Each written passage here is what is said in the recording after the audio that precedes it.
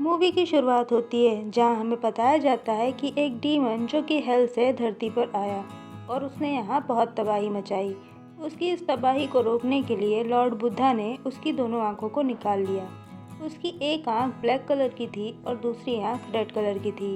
बुद्धा ने ब्लैक आंख को तो एक बॉक्स में बंद कर दिया और जैसे ही वो उसकी रेड आई को पकड़ने गए उसकी रेड आई कहीं चली गई और वो 7 दिनों तक 7 अलग अलग इंसानों में कब्जा करके भागती रही।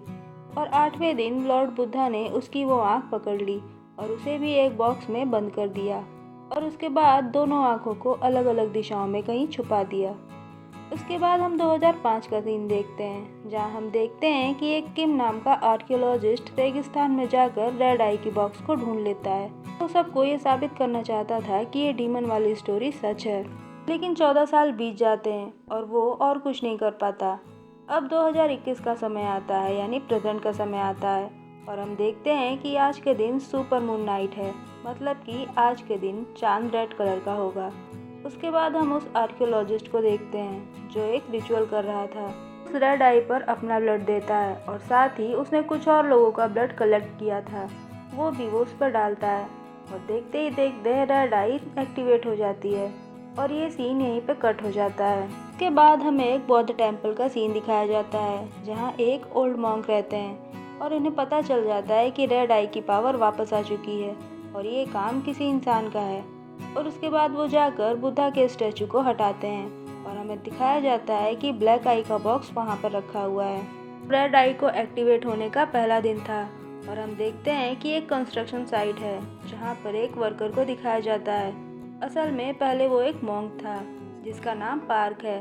वापस से उस ओल्ड मॉन्क को देखते हैं जिन्हें रेड आई के एक्टिव होने के बारे में पता चल चुका था। तभी उनके पास उनका फेवरेट स्टूडेंट आता है जिसने 2 साल से उनके कहने पर मौन व्रत रखा था। उसका नाम चंगसुक था। अब वो ओल्ड मॉन्क चंगसुक को अंदर बुलाते हैं और कहते हैं कि तुम्हें डीमन की स्टोरी तो याद है ना। अब उसके बाद वो कहता है कि हाँ, मुझे वो स्टोरी याद है, लेकिन उसका खात्मा क्यों नहीं किया गया। तब वो ओल्ड मॉन्क बताते हैं कि उसे खत्म नहीं किया जा सकता। वो बताते हैं कि रेड आई एक्टिव हो चुकी है और वो 7 दिनों तक 7 अलग अलग लोगों पर कब्जा करेगी और जैसे ही वो ब्लैक आई को भी खोज लेगी वो दोनों इकट्ठी हो जाएंगी और 8वें दिन पूरी दुनिया तबाह हो जाएगी। ये सब बताने के बाद वो मॉन्क उसे दुनिया को बचाने का तरीका भी बताते हैं और वो बताते हैं कि रेड आई जब एक एक करके 7 लोगों को ढूंढ रही होगी तब हमें उसकी ये चेन तोड़नी होगी। मतलब उस चेन के कंप्लीट होने से पहले ही हमें उस चेन के एक आदमी को मारना होगा। रेड आई की पावर यहीं खत्म हो जाएगी। इस तरफ हम देखते हैं कि रेड आई तो अपना काम कर ही रही है।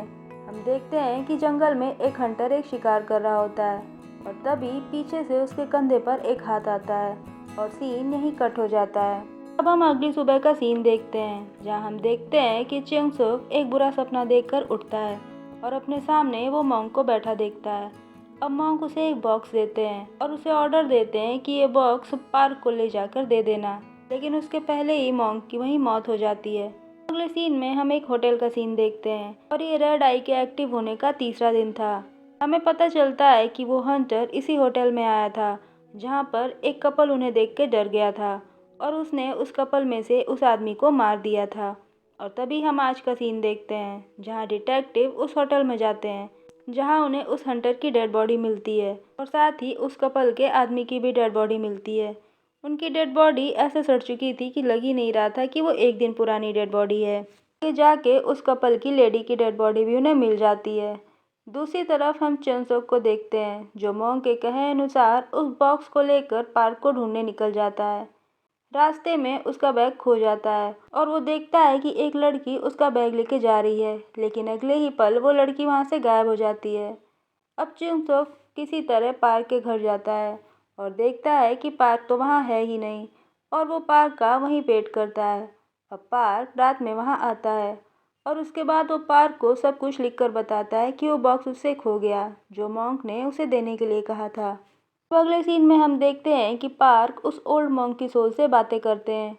अब वो ओल्ड मॉन्क की सोल पार्क को बताती है कि एक लड़की भी रेड आई की चपेट में आएगी, हमें उसे रोकना होगा, इसके बाद सब कुछ ठीक हो जाएगा।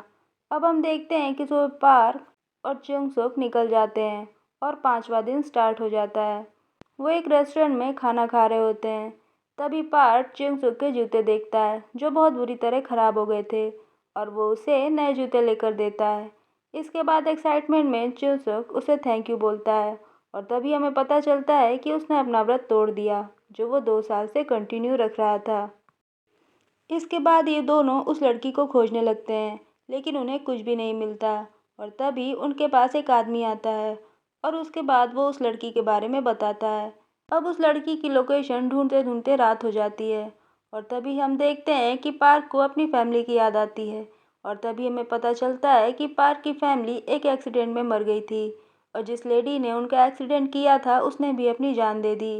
तभी हमें पता चलता है कि उस लेडी का एक छोटा बच्चा था जिसे पार्क ने गला दबाकर मारने की कोशिश की थी, लेकिन तभी पार्क को समझ में आ जाता है कि ऐसा करना गलत है और उसने उस बच्चे को छोड़ दिया था। अब हम देखते हैं कि छठा दिन भी स्टार्ट हो गया था और ये लोग उस लड़की को खोजते खोजते उस लोकेशन तक पहुंच जाते हैं।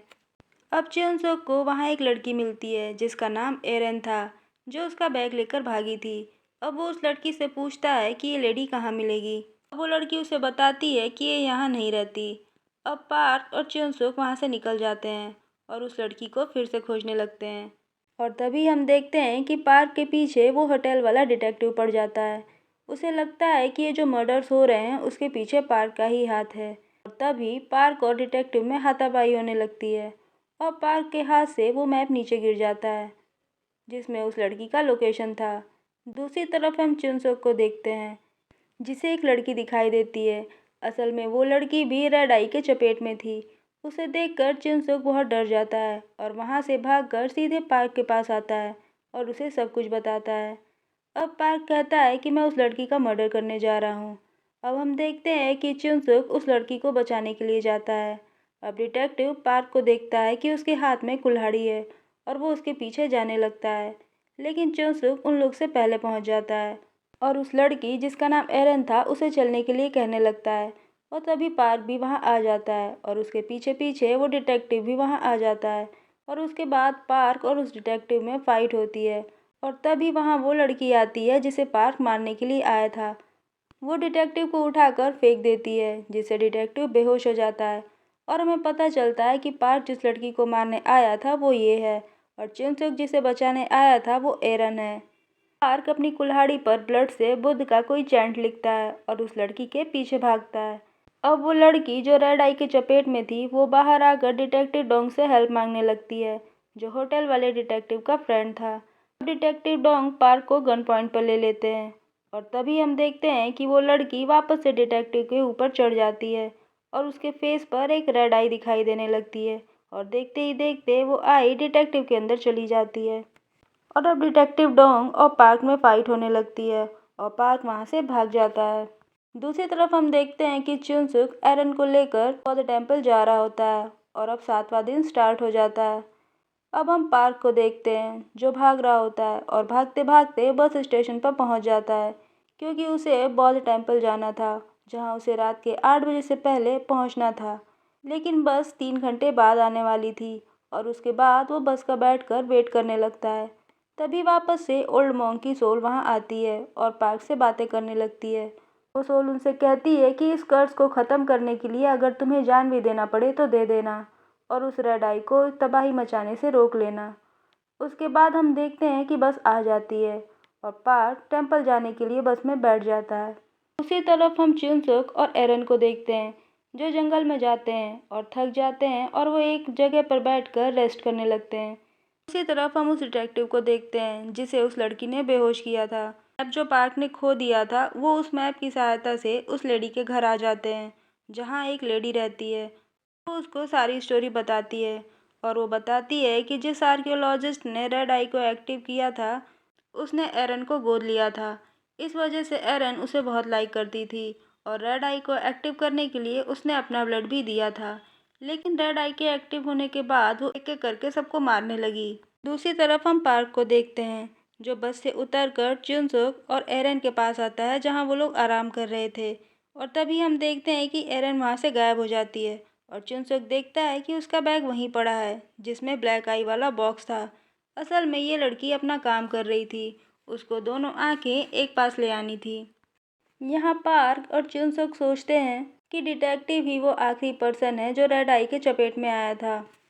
अब पार्क यहाँ फिर से कोई रिचुअल स्टार्ट करता है जिससे डिटेक्टिव डोंग, जो लास्ट पर्सन थे रेड आई से इफेक्टेड, वो वहाँ आ जाते और अब पार्क अपनी कुल्हाड़ी चुनसुक को देते हैं और कहते हैं कि जैसे ही डिटेक्टिव उनके पास आएगा वो रेड आई मेरे अंदर शिफ्ट करने की कोशिश करेगा, तो तुम तुरंत मुझे मार देना और सब कुछ यहीं रुक जाएगा।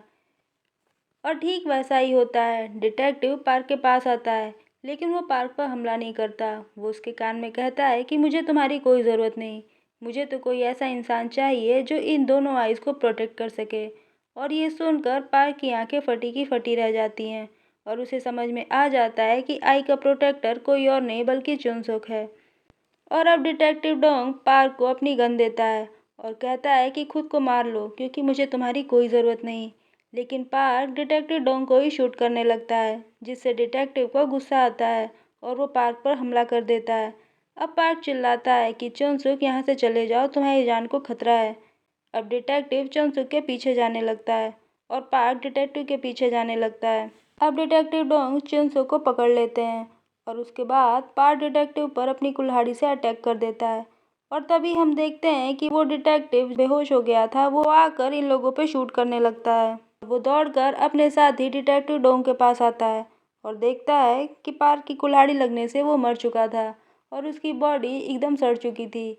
लेकिन तभी हम देखते हैं कि वो रेड आई चुनसुक के अंदर आ जाती है और वो डिटेक्टिव को उठाकर फेंक देता है। एक पेड़ की डाल उनके अंदर घुसने से उनकी मौत हो जाती है। फिर चुनसुक ब्लैक आई वाला बॉक्स खोलता है और दोनों आई को इकट्ठा करके डीमन को एक्टिवेट करने की कोशिश करता है। लेकिन जैसे ही पार्क ये सब देखता है वो डीमन से रिक्वेस्ट करता है कि चुनसुक को छोड़ दो, उसके बदले तुम मुझे ले लो। लेकिन तभी डीमन एक चालाकी करता है और उसके बाद वो इल्यूजन क्रिएट करता है जिससे पार्क को चुनसुक एक छोटे बच्चे जैसा दिखाई देता है।